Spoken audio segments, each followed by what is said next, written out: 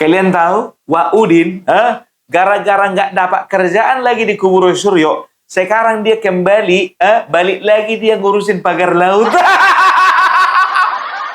Pagar laut. Udah nggak dapat job dari Siti, Pak. Nggak dapat job dari Roy Suryo. Sekarang dia ngurusin pagar laut. Kalau kemarin dia ngurusin manusia, sekarang dia ngurusin benda mati. Kita lihat. Meskipun sudah banyak capaian dalam konteks advokasi yang kita lakukan selama kurang lebih Pak Saididu tadi sampaikan 2 tahun begitu, namun masih ada PR-PR yang harus dituntaskan dan kita tentu saja ingin PR ini dituntaskan, jangan sampai ada kesan tebang pilih tebang. Yang pertama, soal yang memasang pagar laut. Sampai hari ini belum ada satupun orang yang ditangkap berkaitan dengan pertanggungjawaban terhadap pagar laut. Kan? Balik lagi dia ngurusin pagar laut. Dia sendiri bilang katanya tadi banyak PR kan? Kalau masih banyak PR pagar laut, ngapain kau urusin Roy Suryo? Aduh, Wak Udin. Tapi gimana lah mau dibilang lagi ya kan, daripada nggak ada kerjaan. Ya apa namanya, walaupun benda mati nggak apa-apa lah, diurusin dulu, yang penting ada kerjaan, yang penting ada kegiatan. Itulah kau kemarin, kau disuruh digabung di tim advokasinya Bapak Joko Widodo, nggak mau kau. Ayo gabung, kenapa rupanya? Langsung sekarang kau gabung sama tim Joko Widodo ya, besok kau masuk ke YouTuber Nusantara. Kami siap untuk menerima kedatanganmu, sayang. Aduh, akhirnya mereka sendiri putus asa. Putus asa sekarang mereka. Nah, sekarang ya aku mau tunjukkan sama kalian nih. Ya, Siti Pak ini ya selama ini selalu mengatakan bahwasanya saya nggak jadi terdakwa lagi. Saya bukan terdakwa lagi, saya bukan tersangka lagi, saya udah bebas, saya udah batal demi hukum, kan begitu terus. Nah, seorang pakar hukum mengatakan bahwasanya, ya ini harus dicerdaskan kita ini. Yang batal itu adalah dakwaannya, bukan status terdakwanya. Kenapa batal demi hukum? Ya karena apa? Karena ya apa namanya berkasnya itu dikembalikan ke jaksa. Nah, setelah diperbaiki oleh jaksa, kembali lagi ke pengadilan. Jadi bukan statusnya, tapi ketika hakim mengatakan bahwasanya ya ada kerancuan terhadap pasal-pasal yang digunakan, batal demi hukum itu terhadap dakwaannya, bukan status tersangkanya atau status terdakwanya. Begitu kita dengarkan. Prof. Hipnu, sebenarnya pengertian dari batal demi hukum perkara yang sedang berlangsung ini seperti apa? Batal demi hukum. Dalam surat dakwaan ada 2 terminologi, dapat dibatalkan dan batal demi hukum. Dapat dibatalkan itu pembatalan dari luar. Ya. Tapi kalau batal demi hukum adalah batal esensinya. Itu kalau kita terminologi. Tapi pertanyaan kemarin yang dilakukan adalah karena ketidakpastian terhadap pasal yang didakwakan. Itu dia. Dan itu sudah diatur dalam suatu ketentuan di dalam pembentukan surat dakwaan. Oleh karena itu, kalau kita melihat dalam suatu sistem peradilan pidana, karena ini sudah bagian dari suatu adjudikasi, maka adalah batal demi hukum itu batal surat dakwaannya. Betul. Surat dakwaannya dianggap tidak pernah ada, tapi perkaranya ada. Iya. Karena di dalam itu masih dimungkinkan untuk dilakukan suatu perbaikan lah. Iya. Perbaikan itu surat dakwaan. Gitu Mbak. Nah, pertanyaannya kalau Bang Al-Khatiri tadi bagus terkait dengan konsep pra-peradilan. Ini kayaknya memang kalau saya baca Bang Al kita ada benarnya, ada suatu statement kalimat yang kurang pas di dalam KUHP ini, sehingga tafsirnya seolah-olah penuntut umum. Padahal ini kalau kita lihat pasal 15, kalau kita konsekuen, 115 itu tindakan penyidik dan penuntutan. Mungkin ada di sana. Tapi kalau tindakan penyidik dan penuntut umum, konsep penuntut umum itu dalam persidangan. Jadi kalau toh dimungkinkan ini sebagai bentuk peradilan, dimungkinkan. Saya setuju. Tapi kalau kaitannya dengan batal, tampaknya kita kembali kepada bahwa batal itu surat dakwaannya. Surat dakwaannya. Jadi jangan pernah ya kita mempercayai framing atau narasi yang dikembangkan oleh mereka dan pendukung-pendukung mereka yang mengatakan bahwasanya ketika eksepsinya diterima, hari itu juga ya batal demi hukum, artinya statusnya tidak tersangka lagi. Salah. Ya, itu salah besar. Makanya gue bilang, ya orang ini ya adalah orang-orang yang melakukan kesalahan, ya, tapi membalikkan kesalahan itu kepada orang lain. Seolah-olah mereka benar. Sama seperti Bapak Joko Widodo ketika berkomentar bahwasanya Bapak Joko Widodo menginginkan langsung saja masuk ke perkara pokok. Kenapa harus pra-peradilan? Nah, Roy Suryo mengatakan apa? Oh, udah ngerti hukum. Udah ngerti hukum itu. Udah ngerti hukum. Jadi mereka selalu memposisikan diri sebagai yang paling mengerti. Si paling mengerti gitu loh. Ada aja. Ya, dan juga biar tahu kalian, ya kemarin itu, ya kalau kalian perhatikan, ketika sidang perkara pokok, waktu Tifa tidak datang, waktu Pengadilan Negeri Jakarta Timur, ya dipanggil Tifa ini sebagai apa? Sebagai saksi kah? Bukan. Sebagai korban kah? Bukan. Sebagai terdakwa. Hakim bertanya kepada jaksa penuntut umum, mana terdakwanya? Kan begitu. Nah, dikatakan bahwa saya terdakwanya tidak datang, kurang kooperatif. Makanya dikatakan tolong panggil sekali lagi terdakwanya. Jadi tetap melekat status terdakwanya si Tifa. Apalagi di sidang-sidang pidana ya, yang namanya pelaku, yang namanya terdakwa tidak boleh diwakilkan. Cerdas kita, cerdas. Makanya aku bilang kemarin katanya si Tifa, saya hadir kok, jangan percaya sama Termul. Kalau hadir kenapa sidangnya ditunda? Lapet. Sedikit saja ya terkait dengan apakah sidang pokok perkara itu sudah dimulai ketika ditunda oleh hakim. Jadi untuk membedakannya gampang.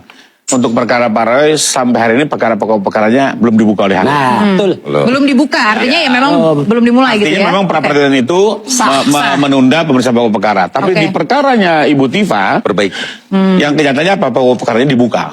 Nah, bahwa tadi ditunda kenapa? Karena Ibu Tifa salah satunya tidak hadir. Ya, kalau dalam bahasa saya itu mangkir. Kenapa? Tapi katanya mangkir. Karena dalam perkara pidana itu beliau harus hadir. Tapi kalau di pra-peradilan dia tidak diwakilkan. Ini perbedaannya ya.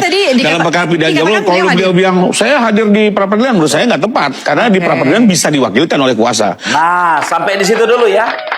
Jadi kalau dia katakan waktu di Pengadilan Jakarta Timur sidang perkara pokok dia nggak datang karena apa? Karena dia sidang pra-peradilan di Jakarta Selatan, ya artinya itu mengada-ada. Karena apa? Sidang perkara pokok tidak boleh diwakilkan, terdakwa harus hadir sendiri. Kalau sidang pra-peradilan bisa diwakilkan. Makanya kalau dia bilang katanya, ya saya datang sebetulnya ke sini, ya tapi sebetulnya Pengadilan Negeri pun juga hakim pun mengerti bahwa saya tidak akan mungkin melangsungkan persidangan kalau misalnya masih bersamaan dengan pra-peradilan. Pra-peradilan itu diwakilkan, dia harus ada di situ. Artinya, ya sidang perkara pokok dan sidang pra-peradilan itu bisa sama-sama berjalan. Nggak perlu dia ada sidang pra-peradilan kalau memang betul-betul bersamaan waktunya. Nah, cuman kita kembali sama yang dikatakan Al-Khatiri. Katanya apa? Sebetulnya Tifa udah datang. Saya juga waktu datang ke sini, ya itu ada truk terbalik. Jadi Tifa mau datang ke sini pun terlambat gara-gara apa? Gara-gara truk terbalik. Emangnya rumah kalian satu arah? Ini jelas kita ya. Jadi untuk sidang-sidang perkara pidana, ya tidak bisa diwakilkan. Kalau pra-peradilan bisa diwakilkan. Terus. Tapi di perkara pokok beliau harus hadir. Karena tidak hadir akhirnya tadi tertunda. Jadi kembali lagi saya melihat hakim tetap melanjutkan persidangan. Ya, dan kalau di Padang kan sama sekali nggak pernah dibuka. Jadi saya melihat ada perbedaan cara pandang dan mudah-mudahan ini akan berlaku ke depan ya. Sehingga cerita pra-peradilan ini sudah bisa berhenti dan kita masuk ke pokok perkara. Karena juga saya pikir masyarakat juga menginginkan kok perkara ini disaksikan bersama ya pokok perkara seperti apa, ingin juga menjerang apa dengan penjelasan Pak Jokowi dan segala macamnya. Ingin memperlihatkan kepada masyarakat hasil penelitian Anda terkait dengan ijazah ini. Jadi Anda akan tetap akan melihatkan bukti-bukti itu. Iya. Sekarang gini, sebenarnya sidang pokok perkaranya ini sudah kenapa kami melakukan pra-peradilan? karena kami itu ingin melihat bahwa bukti-bukti yang nanti akan dihadirkan itu tidak mungkin dihadirkan pada saat pokok perkara kok. Sidang pokok perkara itu, Mbak ya jangan lupa, itu hanya mendakwakan soal fitnah dan pencemaran nama baik. Jangan dibayangkan di sidang ada ahli yang bisa menerangkan, oh nanti ini dengan Karena pasalnya di awal saja sudah salah gitu ya. Iya makanya. Terus apalagi misalnya ada yang kemudian tidak sabar dengan mengatakan saya akan wah itu segera melakukan bukti-bukti gini. Oh. Udah malas sekali lah kalau udah kayak gini, kalau udah main-main wayang dia. Udah habis pembahasan. Gak ada yang perlu dibahas lagi kalau udah main wayang dia. Aduh, ya jadi ya jangan pernah kita mengira bahwasannya mereka ini memang betul-betul ya sedang berusaha memperjuangkan kebenaran. Enggak, tapi mereka sebetulnya sedang berusaha lari dari kebenaran. Pra-peradilannya Roy Suryo ya berusaha untuk mengulur-ulur waktu. Nah, kemarin aku bilang sama kalian ya, aku tahu kenapa kemarin penetapan tersangka ya si Tifa ya tidak mau melakukan pra-peradilan. Aku udah tahu penyebabnya kemarin di awal-awal. Tapi makin ke sini ya, akhirnya dia menetapkan untuk sidang pra-peradilan. Aku udah tahu. Dari mana Bung Prabilang tahu? Pokoknya aku tahu. Kenapa tiba-tiba dia mendadak ya mengajukan pra-peradilan? Aku udah tahu. Salah satunya ya mungkin dia berpikir ya kalau Roy Suryo aja bisa diulur-ulur, apalagi gua. Tapi ada satu hal. Agak geli aku menjelaskannya sama kalian. Tapi nantilah aku buka ya, satu ketiga. Nah, nih, Eli dan Neti pun juga ya memberikan pernyataan yang sama. Kita dengarkan. Batal demi hukum, dakwaannya yang batal demi hukum. Bos, dakwaannya yang batal demi hukum, bos. Bukan tersangkanya yang batal demi hukum. Jadi kalau dakwaannya batal demi hukum tidak diperbaiki berarti dia bebas. Nggak bisa. Sebelum ada putusan Palu menyatakan dia bebas murni. Nggak bisa. Kalau sudah ingkrah berkekuatan hukumnya tetap baru dia bisa bebas. Itu dia. Kalau sudah keputusan yang ingkrah baru dia bisa bebas. Jangan kita mau dibodoh-bodohi sama yang namanya si Tifa ini. Cukuplah pengikutnya yang dibodoh-bodohi. Aduh, ya. Dan tahu enggak kemarin ya, si Rismond ngoceh lagi dia, apa katanya? Dibukanya bahwasanya ya para pendukungnya si Roy Suryo sama si Tifa ini ternyata mereka itu rata-rata pengangguran. Dikasih 100.000 mau, dikasih 100.000 mau. Pengangguran rupanya. Udahlah kalau untuk sekarang ini ya, ini ketiga kalinya Opung Parbela percaya sama kata-kata si Rismond. Betul. Ayo kita dengarkan sama-sama yuk. Ya, siapa? Kalian sadar ya penonton. Orang-orang yang datang itu, saya sudah paham itu semua. Setahun saya bersama mereka, para pengangguran. Ya, kalian lihat itu, dikasih 100.000 ongkos datang gitu. Karena memang kerjaannya cuma itu, orang-orang itu saya udah hafal itu semua, mereka itu. Berarti ada bohirnya dong. Ada bohirnya dong. Tapi kenapa Anda mengatakan sewaktu Anda bersama-sama dengan mereka tidak ada bohir? Kenapa pada saat Anda bersama-sama dengan mereka Anda mengatakan juga tidak ada yang membayar?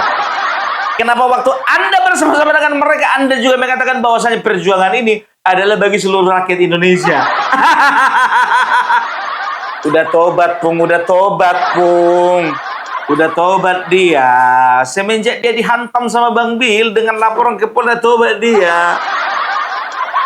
Aku aktivis, kasih ongkos transport 100.000 datang itu. Jadi bukan kalian kira itu mendukung kebenaran, fakta, pencarian kebenaran. Tidak, saya sudah hafal mereka itu tahun ini. Orang-orang pengangguran. Gitu, ya. 100.000 ongkos, 100.000 aja udah datang semua itu. Itu dapat kalau ada gratis makan siang, kayak orang yang nggak pernah makan. Betul kan? Ku bilang kan? Udah ku bilang ya kan, kenapa mereka itu terdiri dari orang-orang tua ya? Karena mereka ingin memperkerjakan tenaga murah, tenaga kerja murah. Dikasih 100.000, bayangkan kalian, 100.000, 20.000, 10.000 sarapan, 20.000 makan siang, 20.000 makan malam. Sisa 50.000, ya kan? 20.000 untuk beli obat gula, 20.000 obat tensi, 10.000 beli paracetamol. Nggak bersisa. Tapi kalau misalnya dapatan nasi bungkus atau nasi kotak, baru ada sisanya, baru bisa ditabung.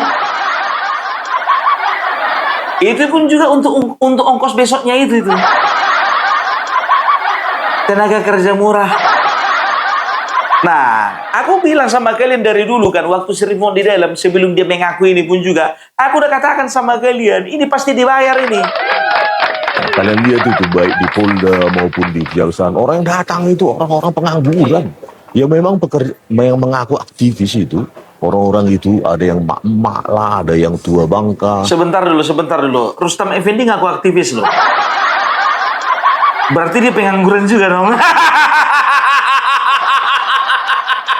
Aku nanya. Aku nggak bilang dia pengangguran, aku nanya, dia pengangguran juga ya? Tapi kalau misalnya yang nyongkel gigi waktu di rakyat bersuara itu, yang tai lalatnya di sini, aku percaya itu pengangguran itu. Itu semua pengangguran. 100.000-nya itu datangnya itu. Jadi jangan kalian kira banyak dukungan terhadap Roy Suryo dan Tifa. Orangnya itu aja. Iya. Dan saya paham. Hafal itu semua itu orang-orang itu. 100.000 itu. Ya. 50.000 pun datang itu. Ya. Kenapa? Nggak ada pekerjaan. Nggak ada penghasilan. Ya itu pekerjaan mereka. Seolah-olah mendukung di TV atau di apa. Pokoknya di ini. Job-job lah dia. Padahal 100.000-nya itu. Ya, ada proyek, ada bohir yang membayar mereka 100.000 itu. Ya. Nggak ada yang bisa menyangkal itu. Semua orang paham di situ. Ya. Ya, 100.000. Jadi jangan kalian kira banyak pendukungnya, bukan. Oh. Ya, itu 100.000 itu. Ya. Murah 100.000 untuk mendatangkan tiap orang. Jadi kalau ada bohir misalnya 100 juta, kalian bayangkan 100 juta jadi disebar. Dibagi 100.000, ada berapa itu? Ya, ada 1.000 orang bisa datang gitu. Ya, kalau kalian punya uang 100 juta, bisa mendatangkan 1.000 orang. Itu orang-orang semacam itu kan paling datang 1.000 orang itu kemarin di Kejaksaan maupun di Polda. Ya, dengan modalkan 100 juta rupiah, bisa mendatangkan orang-orang itu. Bahkan bisa kalian tawar 50.000 pun datang ke mereka itu. Serius? Serius? Enggak begini Lai. Manggil Lai dulu awak sama dia ya kan. Itu kan YouTuber Nusantara kan mau ulang tahun bulan April tahun depan. Kan begitu. Jadi kami pengen bikin acara meriah gitu loh. Kalau biasanya kami bikin di Solo, kalau memang ada tenaga kerja murah di Jakarta 50.000 boleh lah. Untuk bikin merame-ramekan acara. Bayangkan kalian mendatangkan 1.000 orang 50.000 berarti cuma 50 juta. Udah datang mereka. Bolehlah kalau kayak gitu minta nomor korlapnya dong. Pengen juga kita mau bikin acara ini meriah gitu. Gimana penonton? Setuju nggak? Kalau kelompok mereka kita datangkan untuk memeriahkan acara ulang tahun YouTuber Nusantara. Ya, itu pekerjaan mereka. Jadi bukan karena mendukung kebenaran penelitian Roy Suryo ataupun Tifa, itu 100.000. Gitu. 100.000 per orang itu. Ya. Jadi jangan dikecohkan oleh banyaknya dukungan mereka. Ya. Saya paham semua orang di situ itu. Ya. Kalau udah di kantin Polda itu minta bayarin ya semua itu. Widih. Itu. Ya. Itu kalau udah di kantin Polda itu adalah bohirnya yang bayarin gitu. Mereka orang-orang, aduh. Tapi kenapa kemarin waktu kami kemarin ke Polda Metro Jaya, ada mak-mak itu dikeroyoknya kami, apa dibilang, kalian dasar makan uang haram katanya. Dituduhnya kami makan uang haram.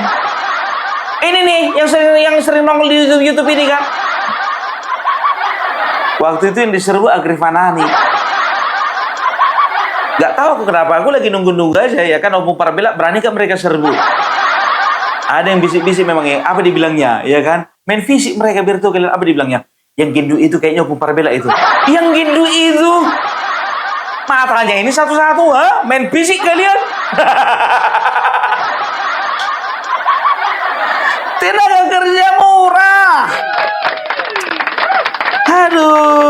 Aduh, ya, Jadi sekarang mereka ini, ya, kita udah tahu lah. Semua orang ini, ya, adalah orang-orang yang punya, ya, bisa dikatakan punya harapan palsu lah gitu loh. Ya, karena apa? Mereka sebetulnya sedang membohongi masa depan mereka sendiri. Harapan palsu itu begini loh. Mereka beranggapan bahwasanya ijazah Bapak Jokowi itu palsu, kan begitu. Sebetulnya, ya, harapan mereka itu yang dipalsukan Roy Suryo dan juga Tiba dan teman-temannya. Kan begitu. Kemarin juga mereka ini adalah pendukung Anies Baswedan, kan begitu. Nah, ketika mau diangkat Mas Gibran menjadi wakil presiden ketika mau dilantik, ya, mereka ini, ya, membuat sebuah harapan palsu, berharap supaya Anies Baswedan bisa menggantikan Mas Gibran untuk dilantik. Palsu, dan bisa jadi sebetulnya keterangan-keterangan mereka ini, ya, bisa saja diduga palsu. Apaan? Sama kayak kemarin biar tua kalian, ya kan? Kemarin kan dibentuk kabinet bayangan, kan begitu, ya. Sekarang begini, ya, yang jadi pertanyaan, itu kemarin di Istana Negara, menteri semua hadir upacara, kan begitu. Ini kabinet bayangan nggak ikut upacara nih, nggak bikin upacara. Hah? Kabinet bayangan mana? Nggak bikin upacara. Gaya-gayaan lo bikin kabinet bayangan, upacara aja nggak sanggup kau bikin. Lapet. Kemarin si Ferry Amsari, Mensesnek mereka ditantang sama orang Bulog. Kau bilang apa Ferry Amsari? Kau bilang di sini nggak ada nggak tambah pertanian, nggak tambah sawah, nggak tambah padi. Ini kami sekarang ini kerja di Bulog ini. Kita dengar dulu tantangannya kita dengar dulu ya hoax yang disebarkan oleh si Ferry Amsari ini. Kita dengarkan dulu. Presiden sedang membohongi publik secara terang-terangan. Harus mulai kita mengakui negara kita sedang masuk ke jurang yang luar biasa, dan ini tidak akan berkesudahan jurangnya kalau kita tidak menentukan sikap. Kemarin saya mendengar ceramah teman-teman ekonomi, Mas Dipo, yang menarik adalah soal impor beras. Impor beras itu data palsu soal swasembada pangan kaitannya. Tidak mungkin Indonesia swasembada pangan. Kalaupun katanya kita berprasangka baik Indonesia swasembada pangan, pemerintah harus jawab data dulu. Kenapa dari tahun 2004 sampai 2005 kita masih impor beras 5,4 juta ton, tiba-tiba di 2026 jadi 0? Jawab dulu data itu. Kalaupun kita masih berprasangka baik kepada Presiden Prabowo pilihan Mas Islah, ya, kita harus counter dengan data. Datanya itu baru bisa masuk akal Mas Islah kalau jumlah sawah bertambah. Kata teman-teman ekonomi, fakta datanya mengatakan jumlah sawah di Indonesia tidak bertambah, malah makin berkurang. Oh, ini karena ada teknologi penanaman sawah yang lebih canggih. Pertanyaan besarnya, kampung mana di Indonesia yang nanam sawah lebih canggih dari Jepang? Jalan-jalan dulu kau ke Papua, ke Kalimantan, dan juga Sumatera Selatan. Kau ngomongin masalah data, tapi datanya nggak kau tunjukkan. Itu kau sama aja kayak di warung kopi. Datang kau nongkrong-nongkrong di situ, berharap untuk dibayarin. Begitu ditegur kawanmu, kau ngapain kau di sini? Mengharap dibayar? Enggak, aku ada uang kok. Tapi nggak kau tunjukkan uangmu itu. Ditantang langsung sama pekerja yang ada di Bulog ini. Dengarkan kalian. Warahmatullahi wabarakatuh. Semangat pagi. Halo, Bung Ferry Amsari. Perkenalkan, saya Anto, karyawan Perum Bulog yang sudah 15 tahun bekerja di Perum Bulog.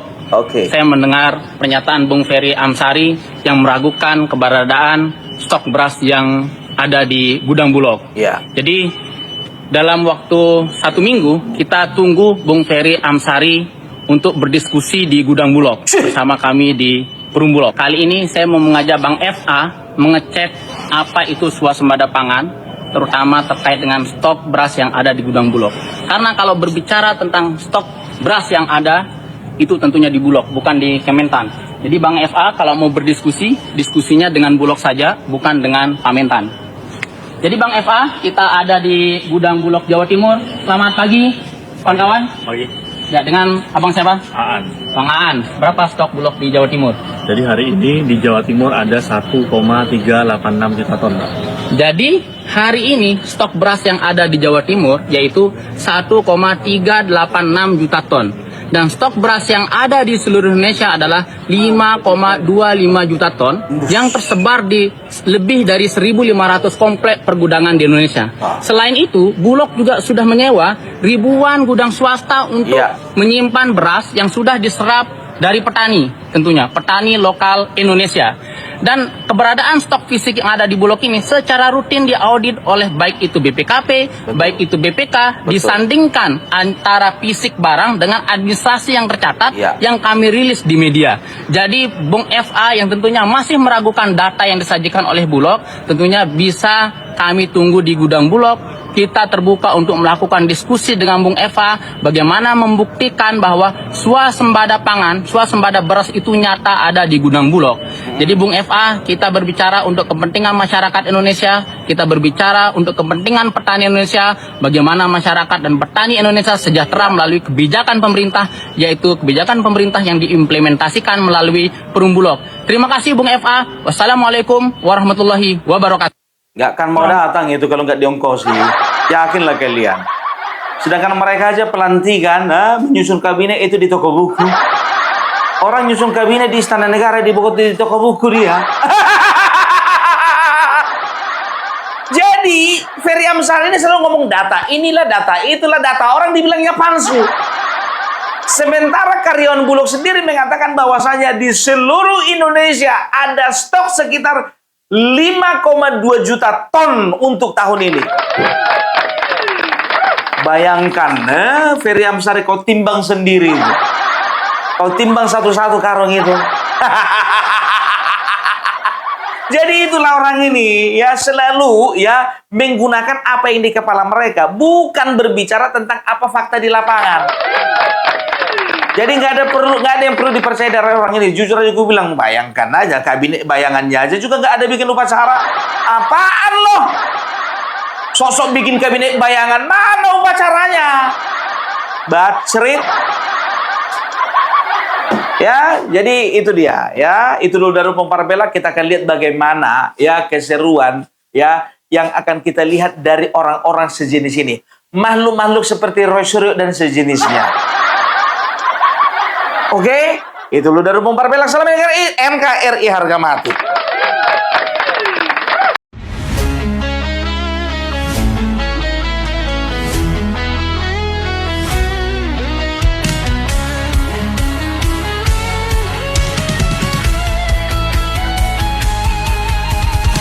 Dari utara sampai ke timur, suara jujur kini bergema. Bukan cuma cari viewers, tapi kebenaran yang utama. Melawan hoax dengan fakta, cerdaskan bangsa kan menjadi nyata. Satu nusa, satu bangsa, bersatu lawan penjajah logika. Kami adalah YouTuber Nusantara, bersatu untuk lawan hoax bersama. Tak gentar terus berkabar untuk bangsa demi masa depan Indonesia. Kibarkan semangat, ayo maju, tapaki jalanmu dengan ilmu. Nyatakan ke semua media, kebenaran selalu juaranya. Runtuhkan narasi penuh benci, hujat kita bertebaran hancurkan negeri. Bersatu kita semakin teguh, YouTuber Nusantara maju. Bukan sensasi, bukan tipu daya, kami berdiri dengan berita nyata. Rakyat butuh cahaya, dan kamilah yang utama. Kami adalah YouTuber Nusantara, bersatu untuk lawan hoax bersama. Tak gentar terus berkabar untuk bangsa demi masa depan Indonesia. Bersama rakyat kita kuat, taring dulu sebelum sebar. Cinta damai benci hoax, kami YouTuber cinta Indonesia.